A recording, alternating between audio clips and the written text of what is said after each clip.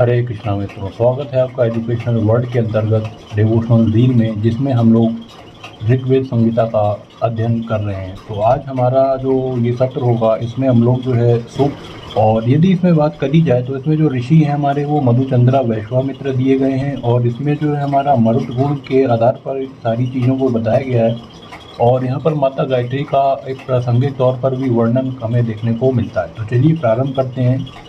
तो जो सबसे पहला श्लोक है, उसका जो आधार है, उसका अर्थ हमें यहाँ पर देखने को मिलता है कि घुलेक में आदित्य रूप से भूमि पर अहिंसक अग्नि रूप में, अंतरिक्ष में सर्वत्र प्रसरणशील वायु रूप में उपस्थित है।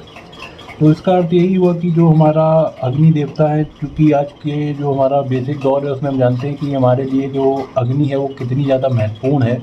तो उसी के आधार पर अगर हम यहाँ पर बात करें तो अंतरिक्ष में अग्निदेव को, चूँकि वैदिक संस्कृति हमारी प्राचीनतम है, तो उसके आधार पर हमें यही बताया गया था कि वेदों में अग्नि का कितना महत्व है। आगे देखें तो उन्हें उक्त तीनों लोकों के प्राणी अपने कार्यों के देवत्व रूप में संबद्ध मानते हैं। और जो है गोलोकों में प्रकाशित नक्षत्र आदि ग्रह इन्हीं इंद्रदेव के रूप सारांश हैं। तो यहाँ पर यह भी वर्णन किया गया कि जितने भी छोटे छोटे नक्षत्र वगैरह जो हैं वो हमें देखने को मिलते हैं, वो भी सब अग्नि देवता का ही प्रज्वलित रूप को जो है वो प्रदर्शित करते हैं। और यहाँ पर अगले स्रोत की अगर हम बात करें तो यहाँ पर है कि इंद्रदेव के रथों में दोनों ओर रत्न वर्ण और संघर्षशील मनुष्यों को गति देने वाले दो घोड़ों को नियोजित कर रहे हैं। तो जैसा कि हम जानते हैं कि जो हमारे इंद्रदेव रहते हैं तो वो रथ पर सवार होते हैं।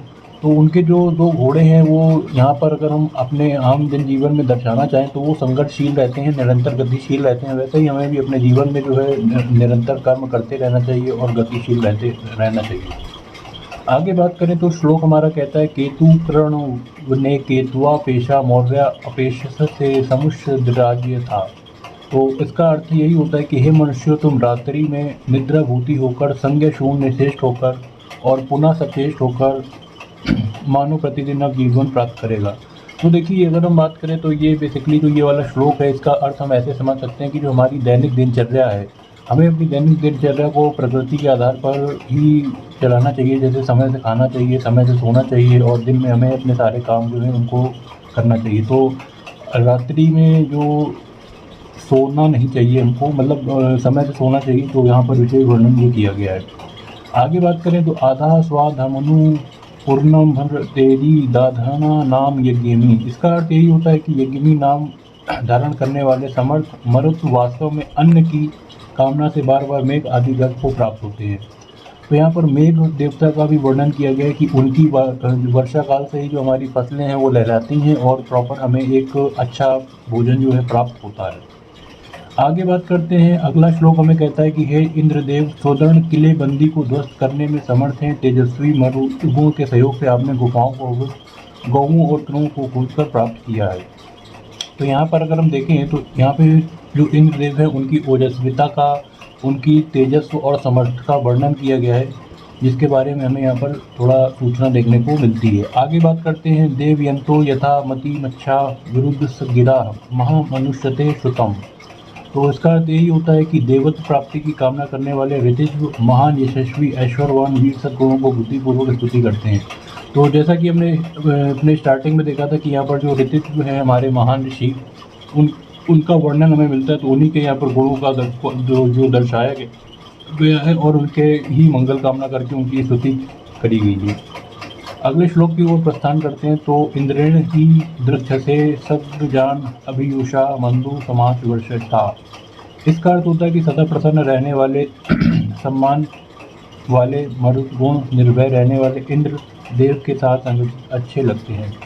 तो यहाँ पर यही बताया है कि इंद्रदेव का वर्चस्व है और इंद्रदेव देवों में श्रेष्ठ हैं और यहाँ पर वो हमेशा निर्भय रहकर हम लोगों की कामनाओं की पूर्ति करते हैं।